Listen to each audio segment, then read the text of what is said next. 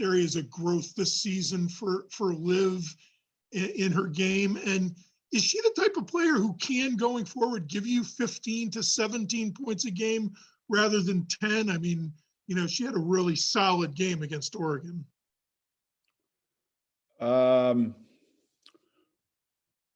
Well, I mean, I don't know that we could judge where anybody's going based on what's happening right now, because if people get healthy and come back, I mean, there's a lot of shots to be had right now, you know, so somebody's got to take them.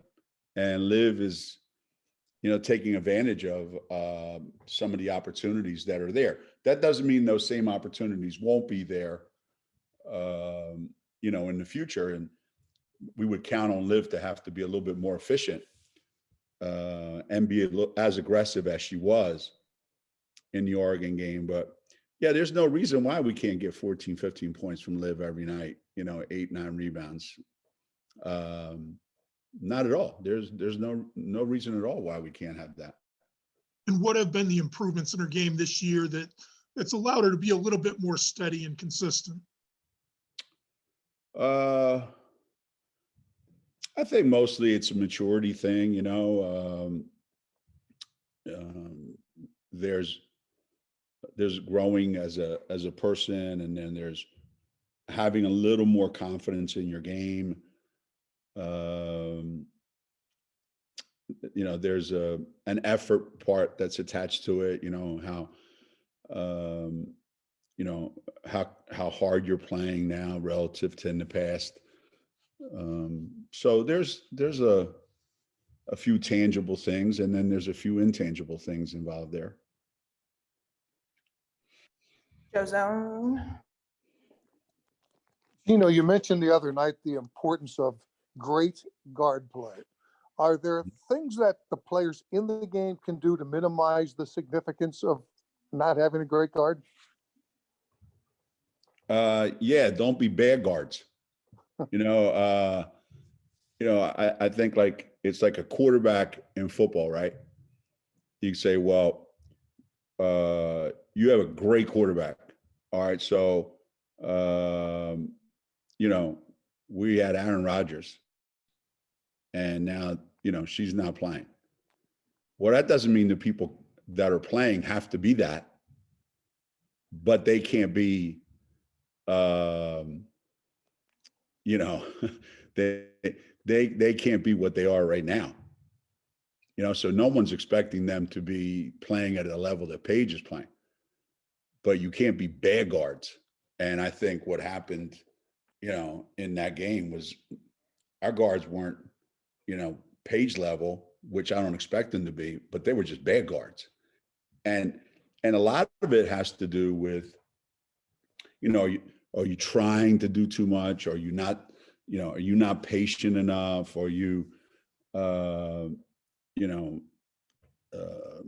not seeing the things that are right there in front of you? Or, you know, are you forcing things?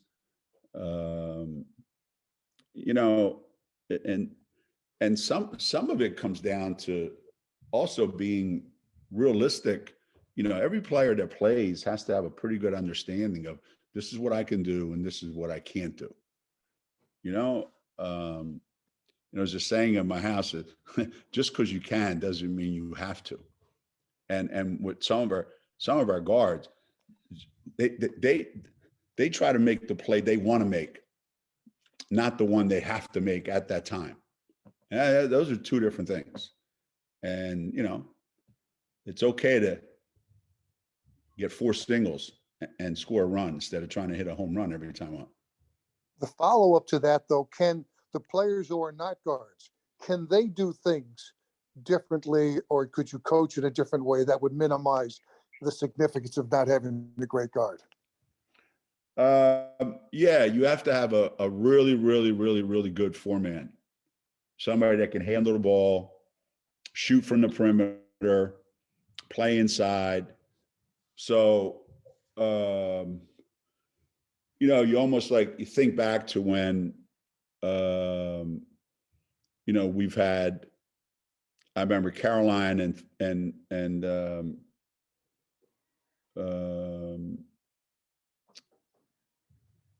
I think it was Tiffany, but they were really, really young. You know, they were really, really young. And you try not to put them in tough situations. So you let your big guys do a lot more. You know, you let Stephanie be more of a ball handler, or you let Fisa be more of a ball handler, or you have guys that are better ball handlers that can take a lot of the pressure off the guards. You know, that can play inside and outside and be very, very comfortable with the ball. And right now, you know, it's a weird situation that we're in. You know, all of our big guys are very similar, and that doesn't really bode well to help our guards. So I think we've got to, you know, for the foreseeable future, we have to be very specific in who does what, which is not the way we normally play. So in this short period of time, we have to change how we play. You know, the way we've played for 25 years, we can't play like that anymore. So that puts a huge burden on everybody, that we can't play the way we're used to playing, the way we practiced, you know, all of September, all of October, all of June, you know, all of November, and we can't play like that anymore. Thank you for that. Mm-hmm. Pat? Hey, Coach. So piggybacking off of that, how has your coaching have to change over the course of this season? How's the chemistry among the coaching staff, never mind the players, and how do you decide when these guys need to be ridden and when you need to boost their confidence a little bit? Yeah, well, those are issues every year, you know, and then you just try to go on, you know, gut feeling, and what does each player individually need, and then what does the team need as a whole. And the chemistry on the coaching staff is really good in terms of knowing what we have to do. The chemistry among the players is really good. The only problem is the chemistry on the players keeps changing because people keep coming out of the lineup. So, you know, it was a big hit when we lost Paige, and we tried to recover, and it took us a couple games, and I thought we did.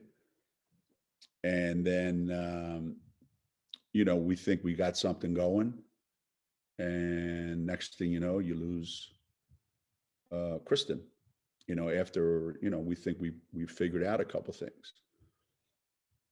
So it's constantly changing, and when do you know how you have to be with each player? Well, I generally don't mess around too much with players that are not very good, you know, like I don't put a lot of pressure on them.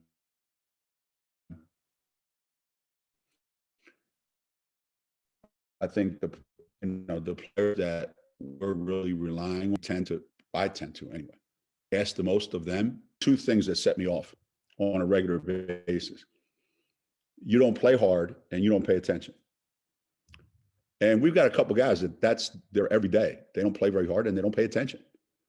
And you say, well, that's the coach's fault. So yeah, it is. I can't get a couple guys to play consistently hard, and I can't get a couple guys to pay attention. So, you know, when you see me lose my mind out there, it's those two things specifically. Because if you look back on all our years, we're pretty good at playing hard, and we're pretty good at paying attention. So all the other rants and ravings that I used to do, that was just me being me, trying to, you know, keep everybody, you know, on their toes. But now this year, it's, yeah. If you don't go as hard as you need to go, UConn hard, not like, I think I'm going hard, coach. No, if you don't go UConn hard and you don't listen and pay attention to what we need you to do, yeah, you're not going to be a happy camper. Mike? Thanks. Hey, Geno.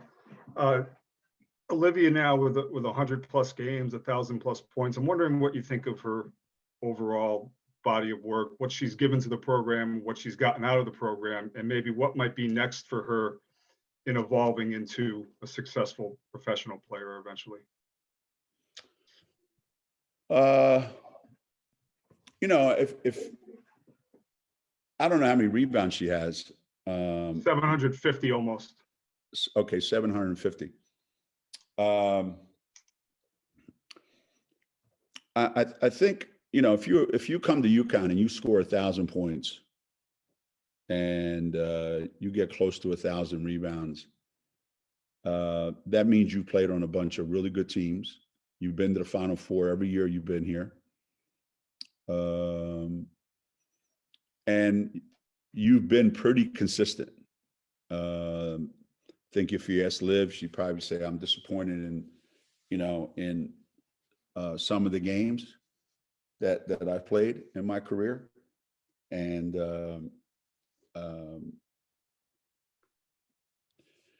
I think she's improved in some area of the game each year that she's been here. And, you know, you talk about taking some of the pressure off guards, you know, she can make plays for other people at times when she's got it going.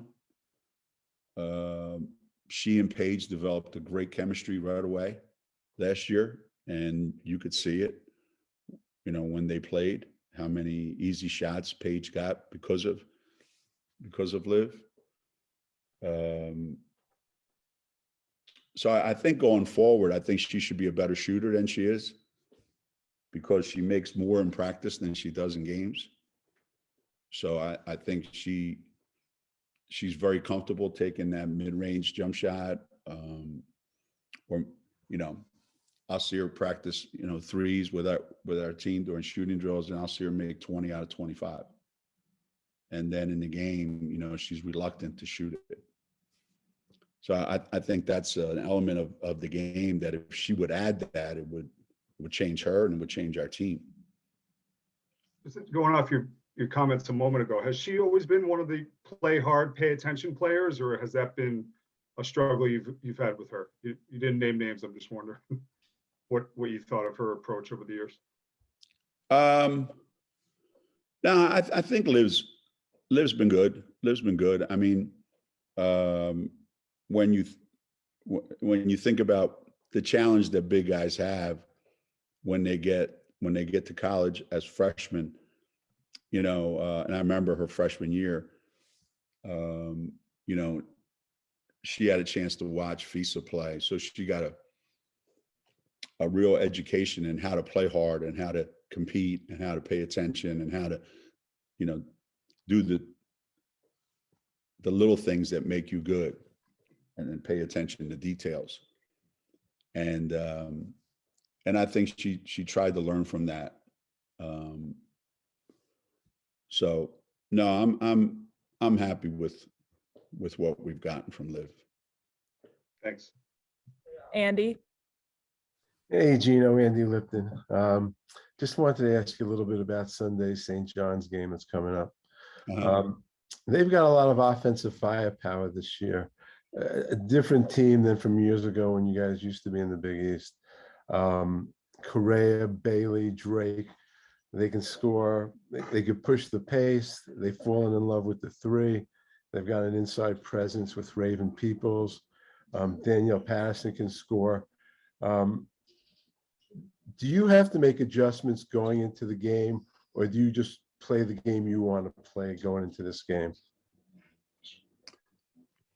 I mean, there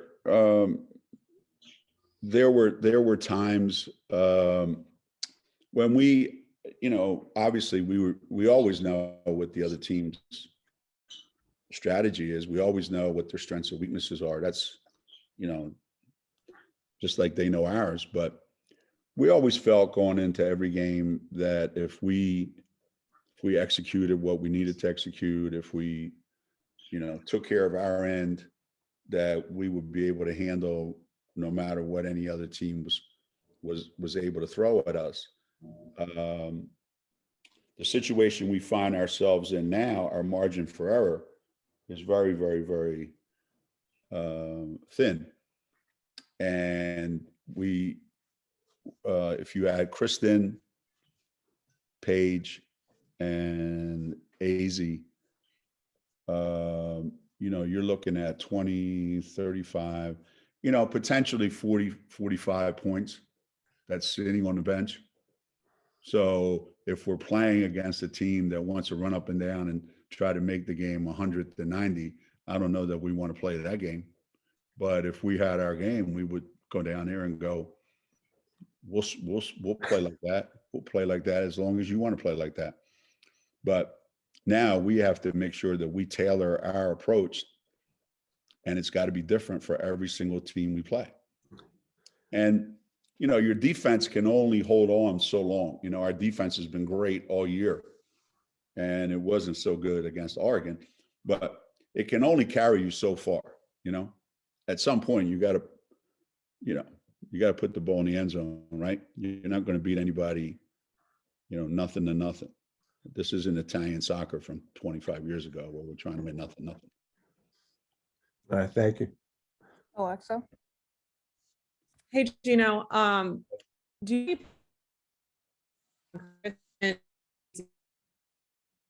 whether or not it would be available for Is that another one of those secret Stanford messages? Because I only got every fifth word. So you're going to have to repeat that. more like bad Wi-Fi? Any up on an either for either game this weekend?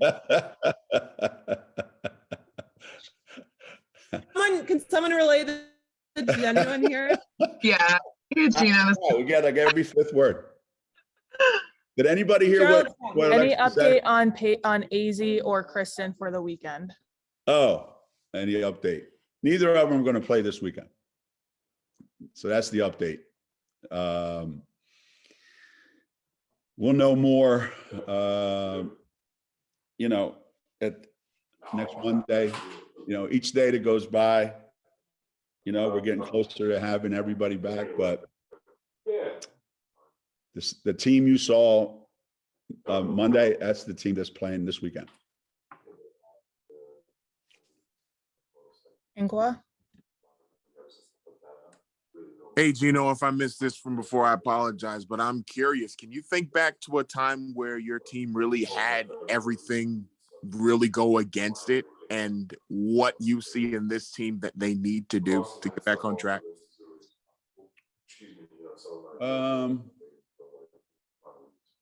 We've never been in this situation in the 37 years that I've been here.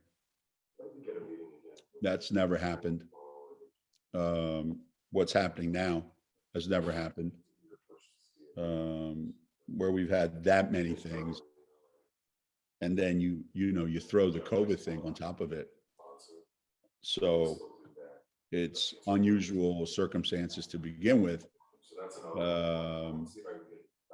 And that's not to say we haven't lost key players in the past, because we have, but never to this extent, and never for this much of the season,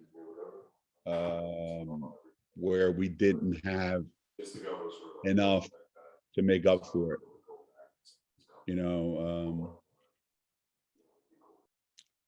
That's I think that's why it's really interesting. It's and kind of silly when people say Coach Auriemma only likes to play 6 or 7 players. That's bizarre to me, because I remember the year Shea didn't play at all, and we were fine, because we had we had Nikisha and Sveta. We had a bunch of really good players. I remember when, you know, we lost Shea in March, and we had lost Svetlana in February, but we had Diana coming off the bench, you know, and now you take and look and see, well, who's missing from our lineup and who do we have to replace them? It's a different world. So we've never had this. No, never. And you say, well, what can this team do to get back on track? What if you mean the track to win a national championship? That's not even in our plans right now.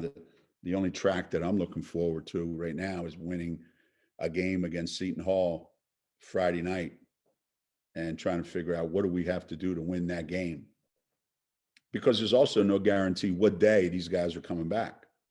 So we can't change the players that we have. All we can do is just try to win the next game. Figure that out somehow. Vicky? Hey, Gino. So I was wondering along that same lines to get on track to win tomorrow, starting Monday night in Oregon, like what do you do to get ready for Friday then? Like, how do you fix it by tomorrow? How do you do in CD, like drop plays on the napkin, on the plane, on the way home? Like what do you do to fix it by tomorrow? You know, it's generally, you never say never, but it's generally never like, hey, you guys, you're running the wrong plays, or, you know, you're playing the wrong players, or you're playing the wrong defense. It's generally the things that you're doing are okay. It's just they're not getting done. So there isn't a magic napkin or a magic pen that you sit down there and you draw it up and you go, if we would only do this, I think that would fix it. You still have to go out and do it. You still have to go out and execute it. You know, you still have to go out and make that pass and make that bucket. You know, you still have to do that. And, you know, that doesn't change from Monday to, you know, to Friday. You know, if we throw the ball away 19 times and we're already struggling to score, like I said, we already have 40 some points on the bench. And now we throw the ball away 19 times. Is that because we're running the wrong plays? I don't think so. So if 19 times we don't get a shot, and let's say we would have got a shot 8 of those 19 times, and we would have scored, you know, 5 out of those 8 times and got a couple threes and a couple, maybe, you know, you have a chance to win the game. But when you turn it over 19 times and you shoot 6 for 33 or whatever from outside the lane, you have no chance to beat a team as good as Oregon. I don't care what plays you run. I don't care if we ran South Pacific. I don't care if we ran, you know, Phantom of the Opera. Give a damn what play we ran. Ain't gonna work. Charlotte?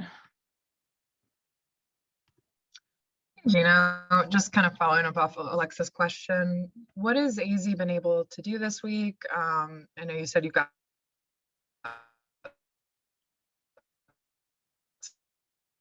some good news about her, and just how's her idea?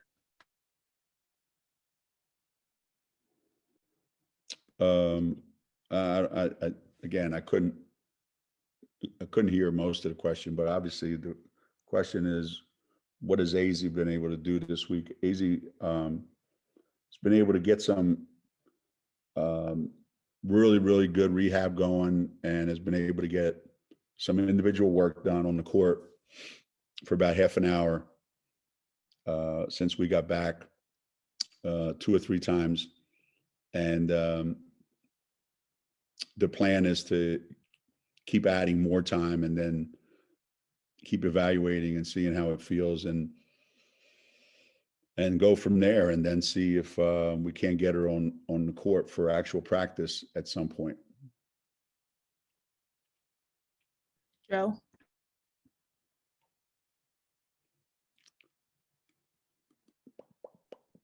Joe, do you have a question? Yeah, I Gene, do. what have you seen from opposing teams in terms of how they've attacked you guys on defense now compared to when Paige was in the lineup? And is there anything that you've seen that's been surprising, and how you kind of would attack your team on offense without Paige in there?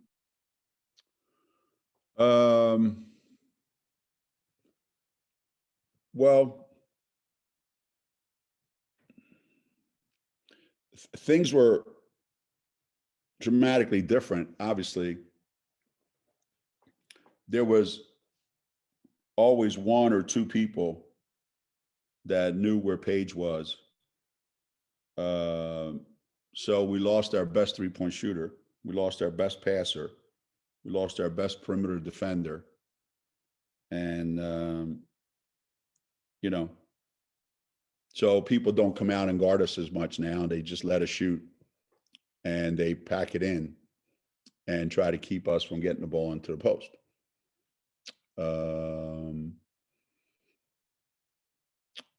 That's kind of what happens when you don't make a lot of shots from the perimeter. And you would think, the best way to attack teams that run back and play zone like Oregon did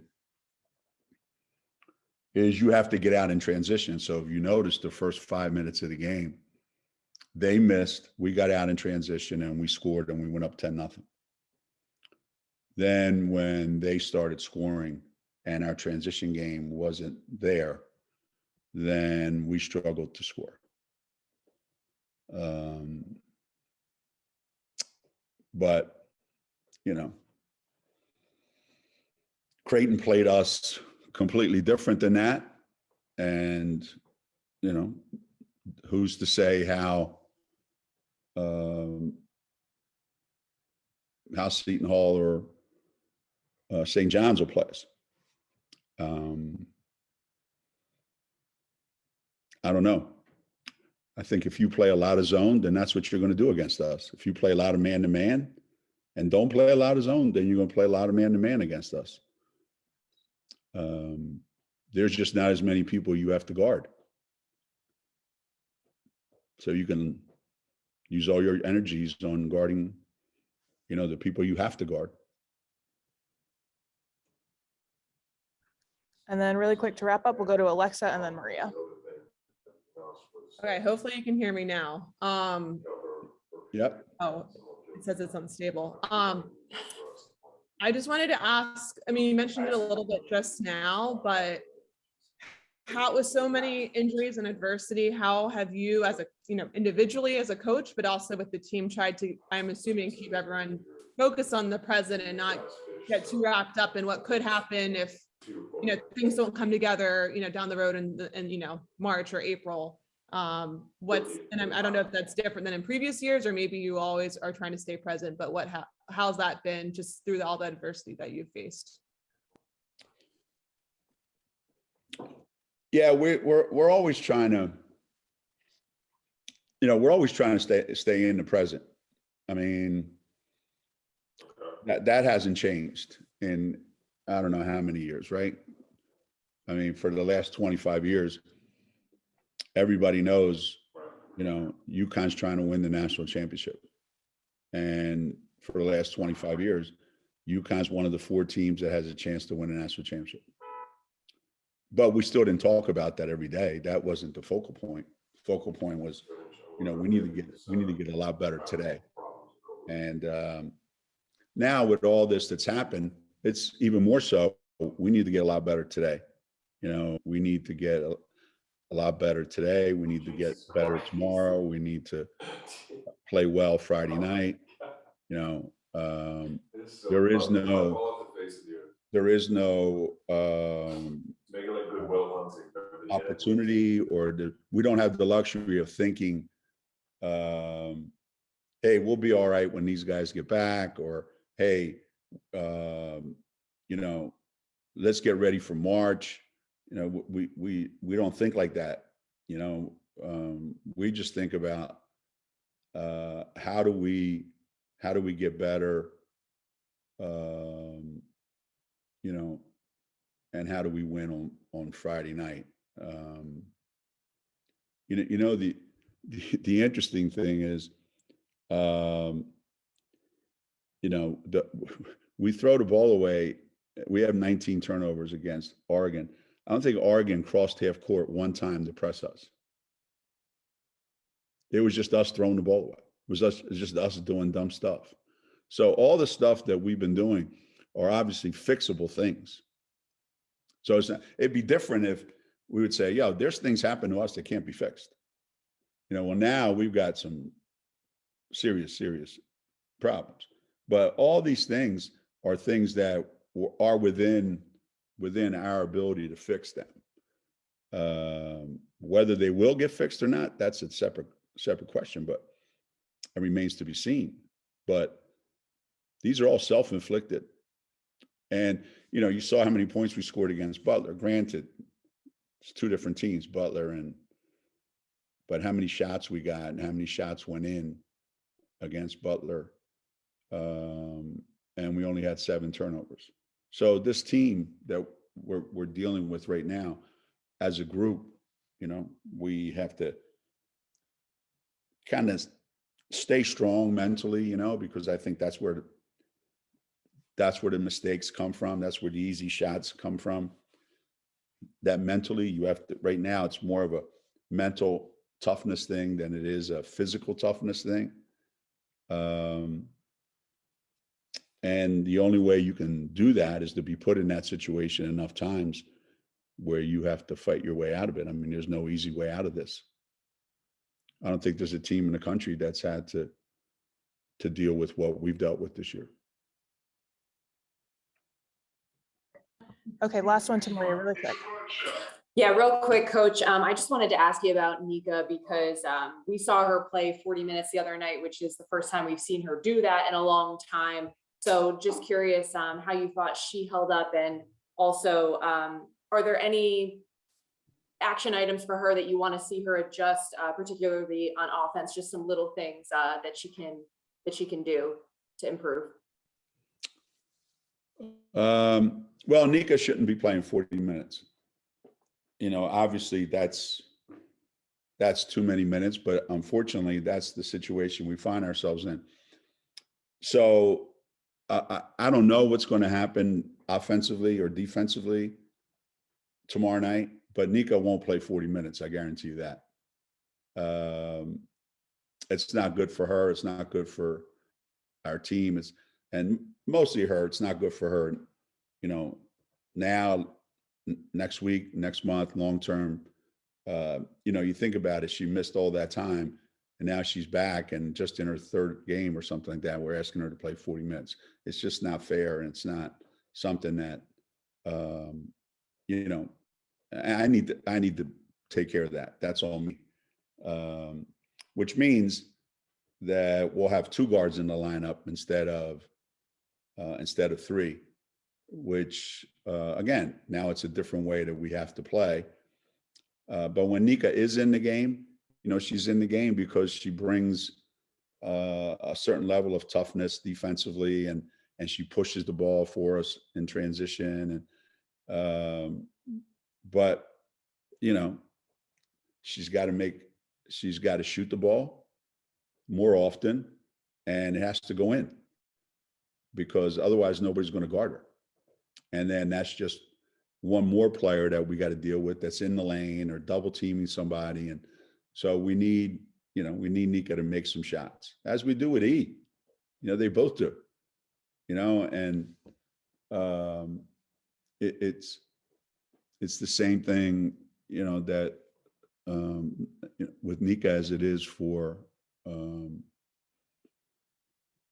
E or Aaliyah Edwards, or, you know, Dorka, or anybody. You know, I wonder if you could answer this question. Take a guess who makes the most shots in practice every day on a Nika. regular basis. Who?